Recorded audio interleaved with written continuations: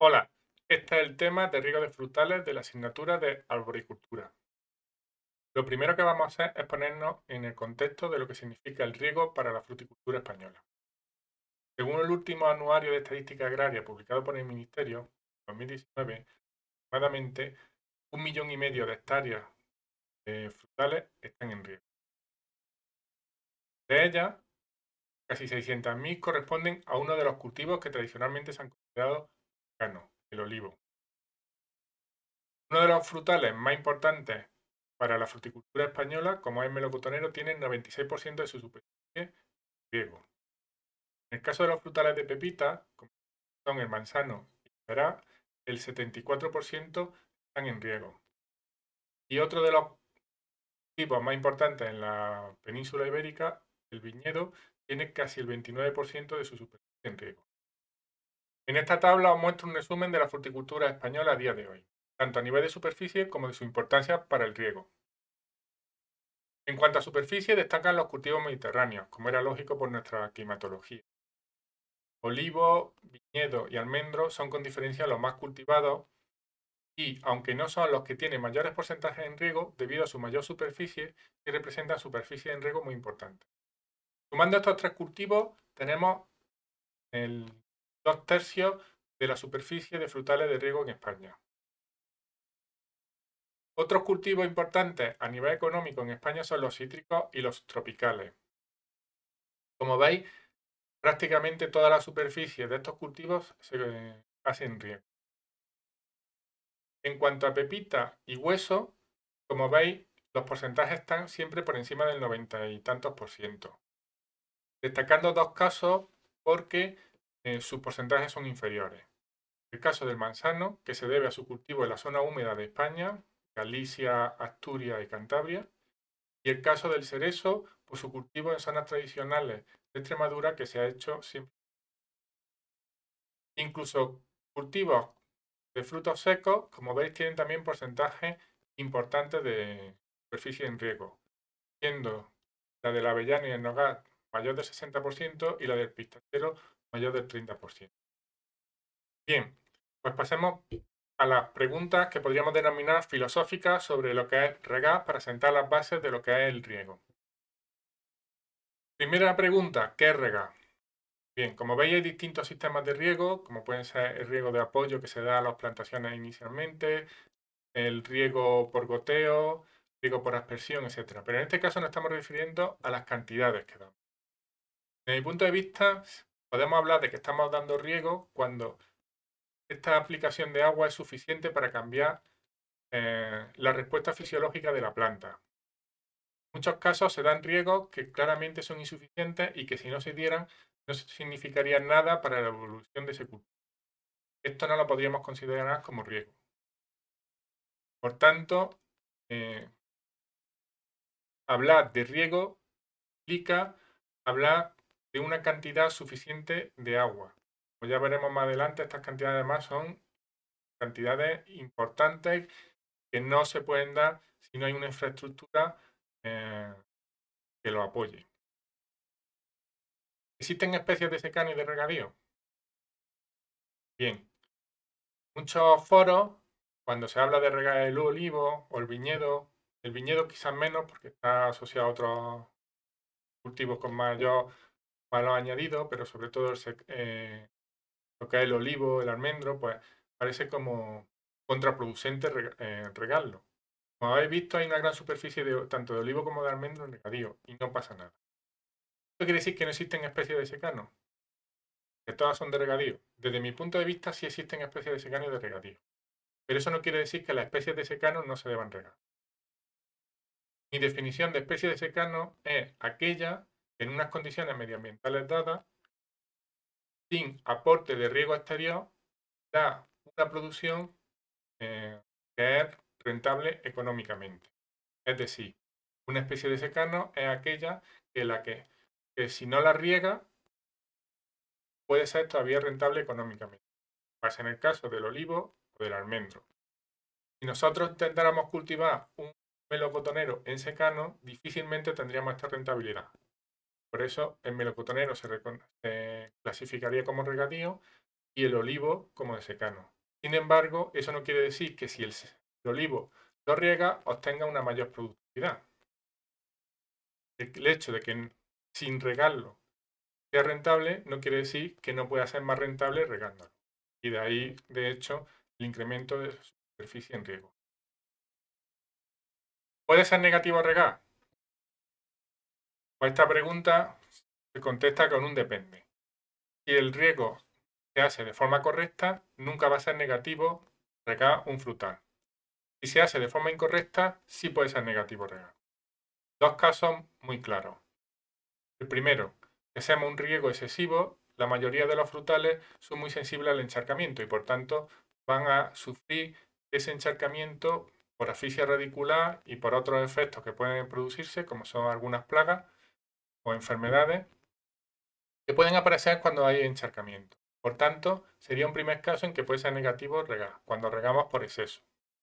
Otro caso, cuando hacemos riegos deficitarios, es decir, estamos regando por debajo de las necesidades del cultivo, si hay momentos, si favorecemos momentos de crecimiento inadecuados, que eso luego da lugar a desequilibrio en el árbol. Entonces también podría ser negativo regar. Si el riego se hace de forma correcta, pues siempre va a ser positivo regar. ¿Por qué regar? Básicamente para tener un aumento de la producción. Un árbol bien regado tiene mayores crecimientos y sus frutos crecen más. Por tanto, vamos a tener una producción por unidad de superficie más alta. En determinadas especies con una marcada besería, es decir, una tendencia muy fuerte entre años con producciones altas y años con producciones bajas, esta besería también disminuye de forma significativa. Y en algunos casos se habla de mejora de calidad, pero para esto tendríamos que definir en cada caso qué es la calidad para esa especie o para ese producto y ver si realmente obtenemos un aumento de la calidad con el riego o no. Por tanto, fundamentalmente lo que vamos a tener siempre es un aumento de la producción y por eso sí o sí, siempre que se pueda, es recomendable regar. Aquí vamos a ver distintos casos donde se ve la respuesta a riego de distintas especies. En este caso, pera con la producción relativa, marcando el 100% la producción más alta que se obtuvo en el ensayo y un riego relativo a la evapotranspiración del cultivo. Que más adelante la definiremos, pero que ya conocéis. Como veis, pues por debajo de 1 hay una disminución de la producción más o menos lineal. Otro caso es melocotón, lo mismo, producción relativa y riego en relación a la evapotranspiración del cultivo. En este caso es almendro y directamente agua aplicada, porque uno de los objetivos de este ensayo era el cálculo más exacto de la evapotranspiración del cultivo. Como veis, hay una respuesta, lo han ajustado a una ecuación polinómica de segundo grado, pero prácticamente lineal. En el caso del olivo habría que distinguir dos casos, si es para aceite, como es el caso que os muestro, o si es para aceituna de mesa. Pero como veis hay una respuesta lineal a la aplicación de riego.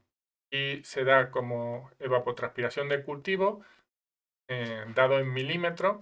Como veis, cuanto más riego damos, es decir, el cultivo puede hacer mayor evapotranspiración, pues tiene mayor producción. El caso del viñedo, también muy parecido.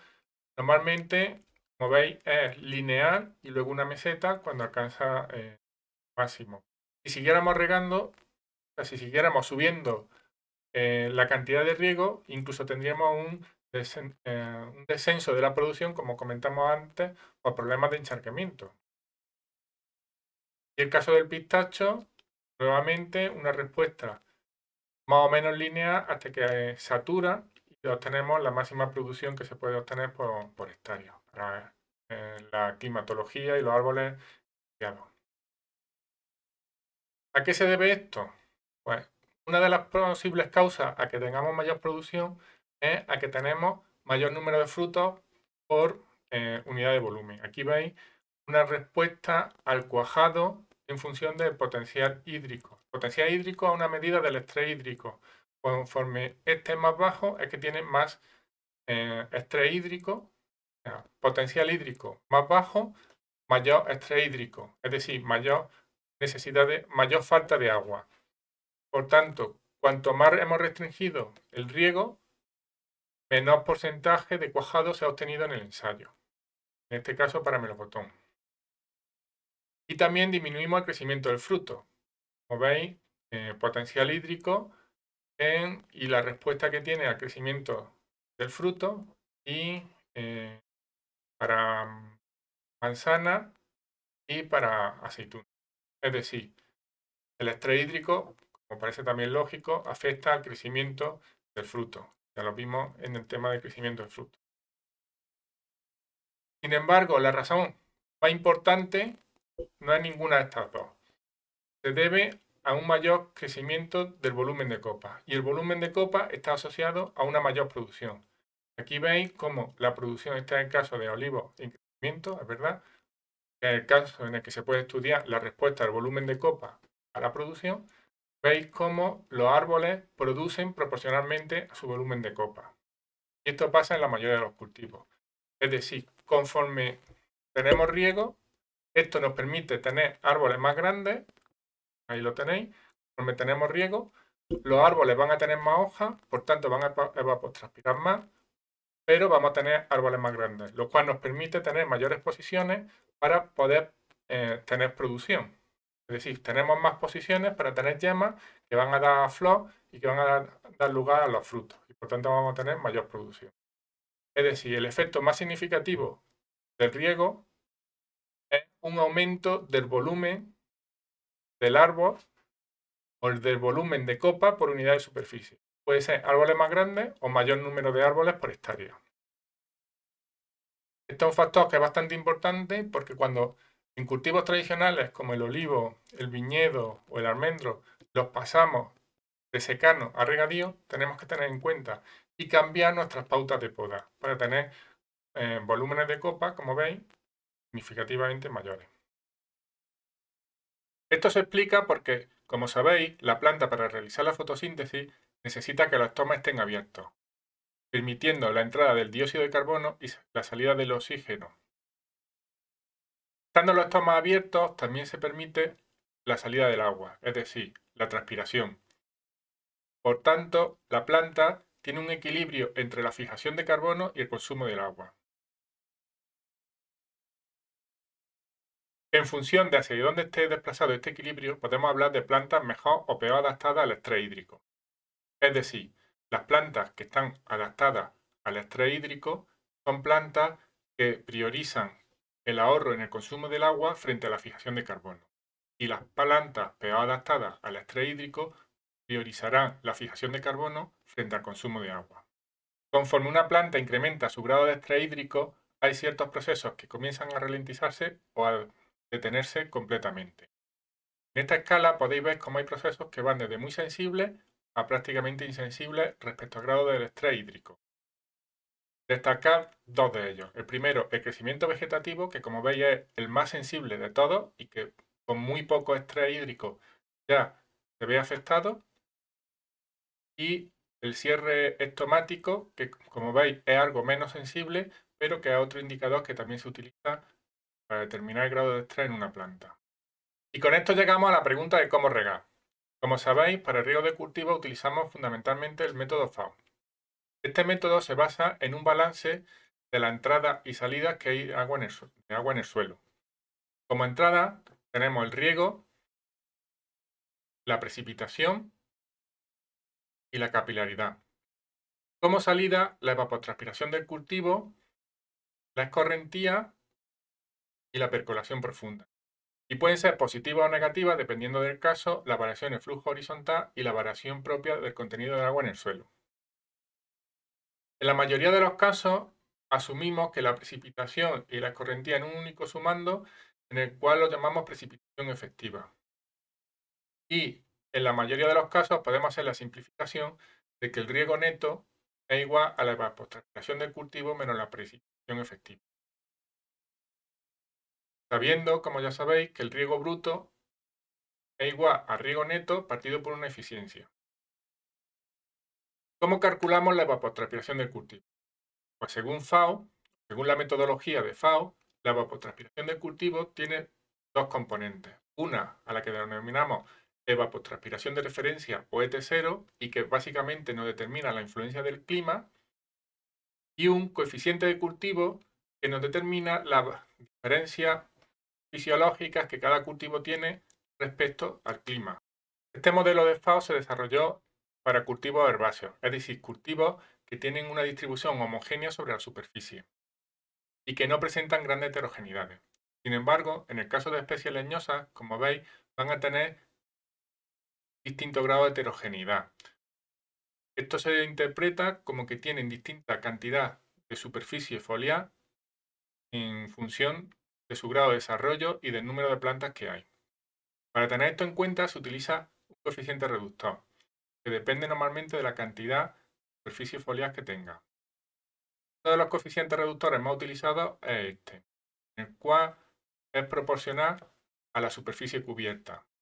Como veis, en concreto es 2 veces la superficie cubierta dividido entre 100, puesto que la superficie cubierta la tomamos como un porcentaje respecto a 100. ¿Qué calculamos con esta ecuación?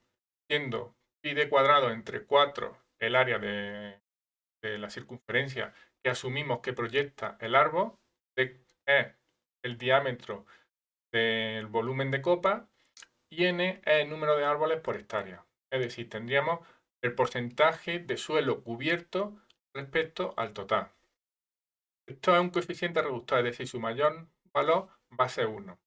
Y este valor máximo se obtiene cuando la superficie cubierta alcanza el 50%. Por tanto, la distribución o la forma de este coeficiente reductor es la que se presenta en esta ecuación.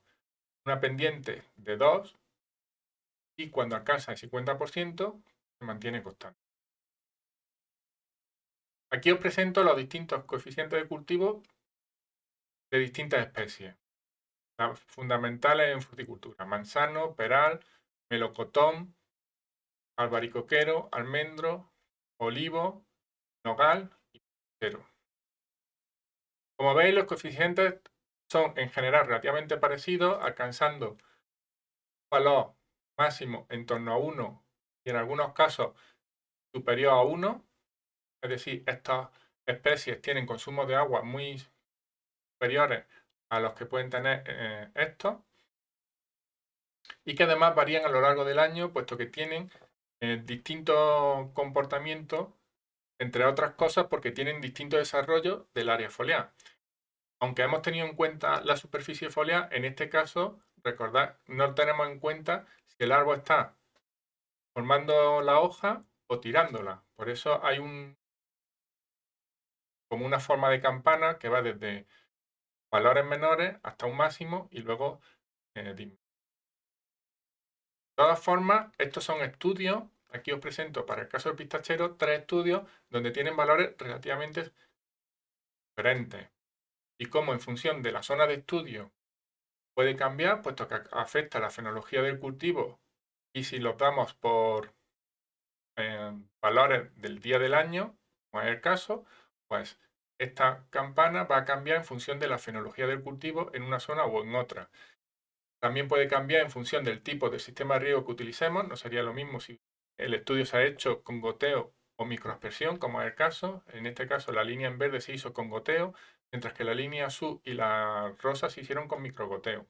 Y tampoco si la altura del cultivo, porque en este caso solo hemos determinado la proyección vertical sobre el suelo del cultivo, pues habrá otro factor que será la altura de este cultivo que también puede tener cierto grado de influencia. Es decir, estos valores son valores a tomar en referencia y si no tenemos otro valor será lo mejor que podemos tener, pero recordad que siempre que pueden tener distintas variaciones respecto a valores reales del consumo de agua. En determinados casos también puede haber influencias de otros valores. Puede que tengamos sitios donde la capilaridad tenga una influencia importante, zonas próximas al río, o en determinadas zonas con pendiente puede que la variación de flujo horizontal también tenga importancia. En cualquier caso, no hemos tenido en cuenta la variación en el contenido de agua en el suelo. En un caso de secano, todo el agua que consume la planta durante el verano, es decir, durante el periodo, perdón, en el que no hay precipitaciones, provienen del agua que hay en el suelo. Por tanto, para reducir nuestra cantidad de riego, una de las primeras opciones que tenemos que tener es consumir este agua que tenemos en el suelo a lo largo del periodo estival o periodo de precipitaciones bajas. En este caso, a la ecuación que antes habíamos simplificado, tendríamos que añadirle el término de variación de agua en el suelo. Puede ser positivo o negativo dependiendo si regamos menos de lo que consume la planta o si, por ejemplo, hay una precipitación y se añade más agua de la que consume la planta. En cualquier caso, es un factor que debemos tener en cuenta. Recordaros que en el agua del suelo tenemos el punto de capacidad de campo, que es la máxima capacidad de agua que puede almacenar el suelo, el punto de marchitez permanente, que sería la mínima cantidad de agua que podría almacenar el suelo y que podría absorber la planta, pero es un punto en el que no queremos llegar, puesto que en este caso ya habría cierto grado de estrés en la planta, y tendríamos el nivel de agotamiento permisible, que sería el nivel en el cual la planta o nosotros queremos que llegue la planta, puesto que los efectos que tendría sobre la planta este grado de estrés no repercutirían en la producción. Este nivel de agotamiento permisible tiene que ver, entre otras cosas, en el caso de los frutales, con el estado de desarrollo de la planta. Cuando tenemos plantas jóvenes, el nivel de agotamiento permisible tiene que ser bajo, puesto que, como habéis visto, el crecimiento vegetativo es de los primeros factores que se ven afectados. Y en las primeras etapas de desarrollo de la planta queremos que alcance el máximo productivo lo más rápido posible. Cuando la planta ha alcanzado un estado vegetativo óptimo o máximo, dependiendo de nuestro clima y nuestro suelo, entonces podemos reducir el nivel de agotamiento permisible, puesto que el efecto que tenga sobre el crecimiento ya no nos afecta tanto. Incluso contando con el agua almacenada en el suelo, en muchos casos los agricultores no tienen la dotación suficiente para cubrir las necesidades del cultivo. En estos casos se recurren a los riegos deficitarios, es decir, asumimos que en determinados momentos va a haber un estrés hídrico por parte de la planta o de la plantación. Son dos los modelos que más se suelen utilizar. El riego deficitario lineal, que consiste en aplicar durante toda la campaña de riego la misma cantidad de riego, y el riego deficitario controlado, que consiste en concentrar el estrés hídrico en determinados periodos en función de la fenología del cultivo. Veamos esto con un ejemplo. Estos son los datos meteorológicos de la localidad de Baena, en Córdoba, para el año 2019. En ellos representamos la evapotranspiración de referencia y las precipitaciones efectivas. Para el cultivo del olivo, es decir, utilizando las casus C de esta especie y asumiendo que nuestra plantación ha alcanzado el máximo tamaño potencial en volumen de copa, es decir, tiene una superficie de cubierta mayor del 50% y por tanto una KSUR igual a 1, la línea roja representaría la evapotranspiración del cultivo, es decir, las necesidades hídricas del cultivo. Y a su vez asumimos una eficiencia en el riego del 0,9, que es relativamente alta para un riego por goteo, que es el utilizado en los riegos para este cultivo, sería la línea azul clarito. En la práctica real, un agricultor o técnico no puede estar cambiando la dosis de riego todos los días. Por tanto, lo que se suele hacer es regar durante un periodo con la media de ese periodo anterior. El mínimo periodo que podemos establecer normalmente es semanal, pero puede ser quincenal o incluso de 3 semanas. Evidentemente, cuanto menos sea este periodo, más próximos vamos a estar a ajustarnos a la curva de real de la necesidad del cultivo. En cualquier caso, siempre que demos riegos cubriendo la necesidad del cultivo, vamos a tener de colchón el agua que hay en el suelo.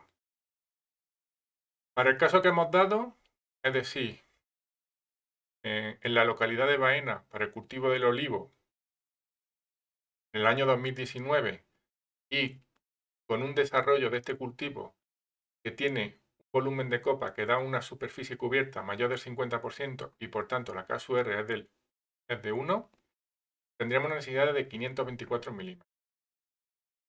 Si a esto añadimos la reserva que podemos coger de agua en el suelo, en este caso hemos estimado en 100 milímetros, en vez de agotamiento permisible nos permitiría utilizar 100 milímetros, que podríamos utilizarlo en el primer periodo, es decir, durante el primer periodo de necesidad hídrica que necesitamos regar. Las necesidades serían de 424 milímetros. Esto sigue siendo bastante más de lo que suelen tener los agricultores como dotación por parte de las confederaciones hidrográficas. Por tanto, tendríamos que entrar en un riego deficitario. El primer planteamiento de riego deficitario que hemos dicho sería riego deficitario lineal. Aquí veis como en función de la dotación que tuviera un agricultor, si fueran 250 milímetros o 125, pues tendría distintas dosis. Evidentemente los resultados en la producción también serían distintos. Si se optara por un riego deficitario controlado, la forma de realizarlo sería una primera fase donde los riegos serían próximos a la evapotranspiración de cultivo, luego una fase que corresponde a un periodo fenológico, varía en función de la especie, durante la cual limitaríamos o directamente no daríamos riego y por tanto el cultivo entraría en un estrés hídrico, y luego una fase de recuperación donde podríamos dar incluso riego por encima de la ETC para recuperar al cultivo del estrés hídrico que le hemos provocado previamente y que progresivamente se iría igualando a la evapotranspiración. En este caso que he puesto de ejemplo, pues con estos datos, el riego correspondería a 274 milímetros. Si la dotación del agricultor no fuera tan alta, esta fase de recuperación tendría que ser más lenta y esta dotación, por ejemplo, pues tendría que corresponderse con la ETC. Y aún así, todavía el agricultor no tuviera dotación suficiente, pues habría que restringir todavía más esta recuperación o la fase inicial. La estrategia a adoptar va a depender de múltiples variantes.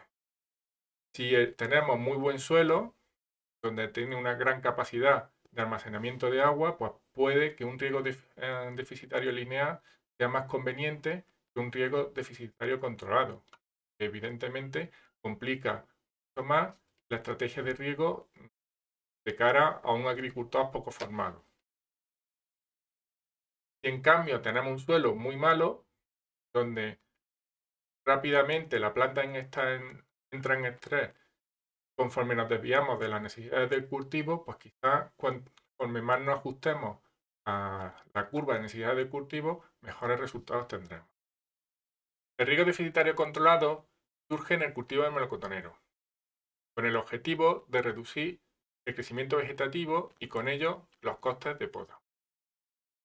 La fase que se estudió para reducir este crecimiento vegetativo fue la del endurecimiento del hueso, durante la cual, como recordaréis, debido a la pauta de doble sigmoide, el fruto prácticamente no crece o crece muy poco. En esta gráfica, el endurecimiento del hueso está representado como la rayita horizontal amarilla. Dando un estrés hídrico durante esta fase, es decir, disminuyendo el riego o eliminándolo durante esta fase, obtenemos resultados como los que se presentaron en este estudio. En ella se observa que con un 77% de las necesidades de riego hemos mantenido la producción, es decir, reducimos la cantidad de agua necesaria, reducimos la cantidad de energía en cuanto a aportar el riego y sin embargo mantenemos la producción, con lo cual es un éxito enorme.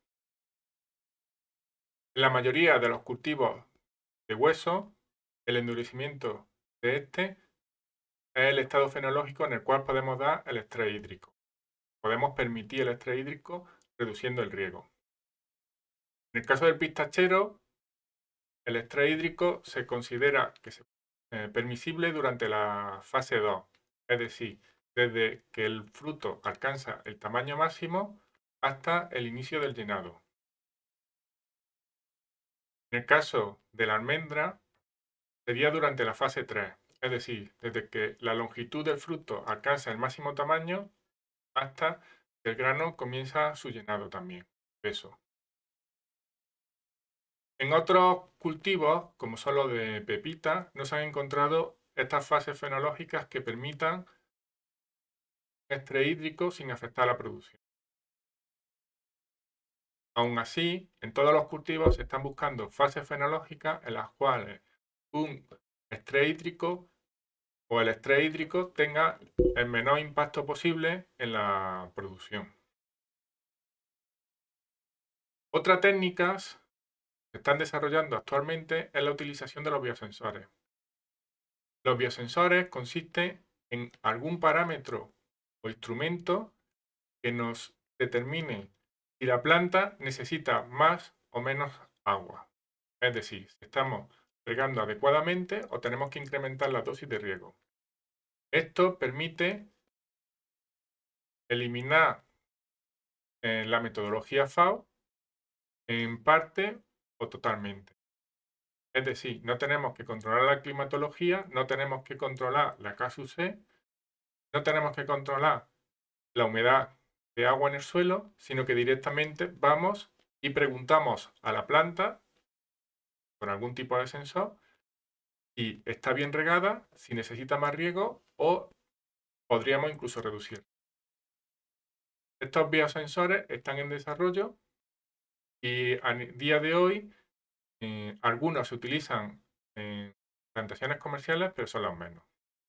El primer biosensor que se utiliza es el potencial hídrico de hoja o de tallo.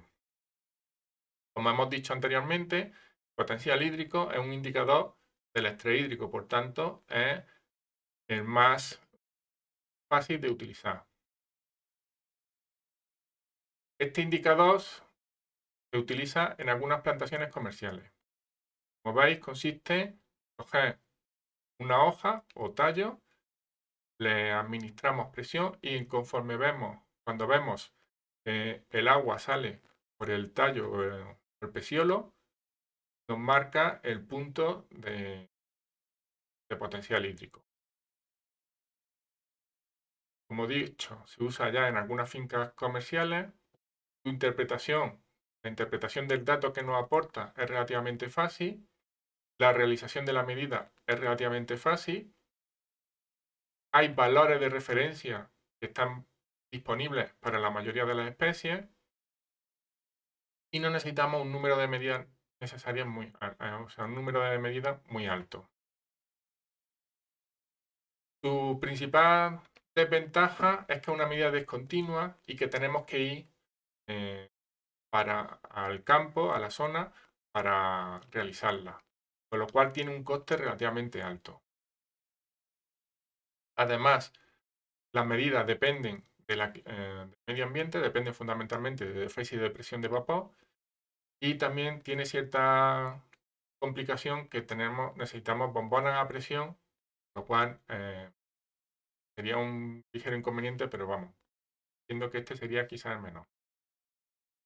Otro parámetro sería los sensores de contracción del tronco. Estos sensores miden las variaciones en el perímetro del tronco. Esto nos da pautas de este tipo en las que tenemos dos indicadores. Por un lado, la contracción del tronco, que es la diferencia entre el máximo diario y el mínimo diario, y el crecimiento diario, que es la diferencia entre dos máximos o entre dos mínimos. Como hemos dicho anteriormente, el crecimiento es lo que antes se afecta por el estrés hídrico, pues tendríamos un indicador bastante sensible. La principal ventaja es que se automatiza relativamente fácil. Los principales inconvenientes, estos datos son de difícil interpretación, no son tan fáciles como los anteriores, son relativamente bastante complicados. Hay pocas medidas de referencia.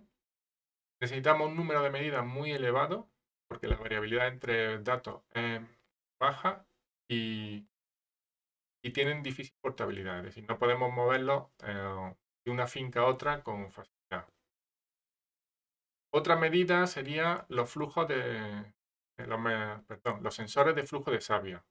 Estos casos lo que nos determinan es la cantidad de savia que pasa a través del árbol, en la zona que medimos, puesto que tienen una localización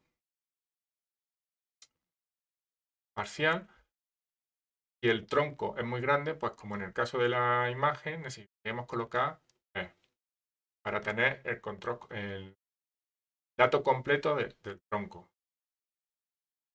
La medida se basa en que, como vimos, cuando hay estrés hídrico, un determinado nivel de estrés hídrico, la hoja cierra estomas y por tanto disminuye la transpiración. Al disminuir la transpiración, el flujo de savia ascendente da.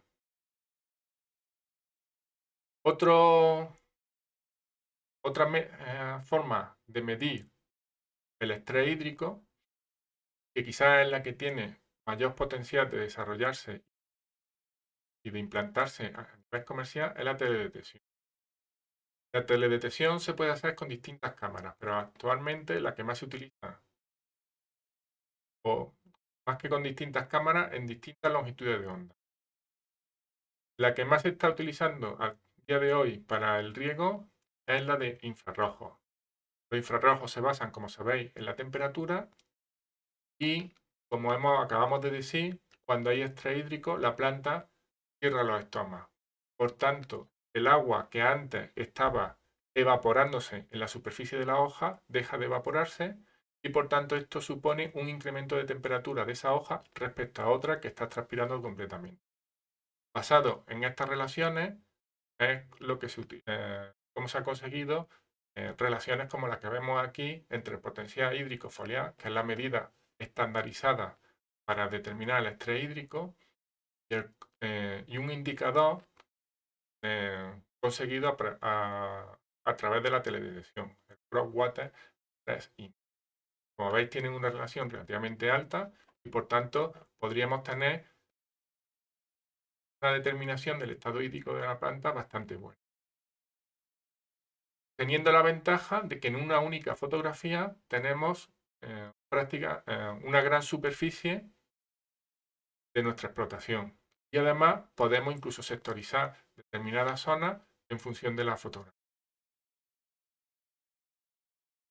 Otra medida que se está utilizando a nivel de investigación, prácticamente solo, es la medida de la presión de Turgot.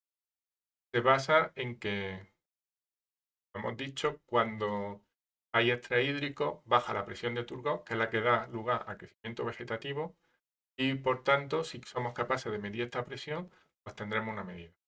Esta medida queda, como decía, a nivel. Con esto acabamos el tema de riego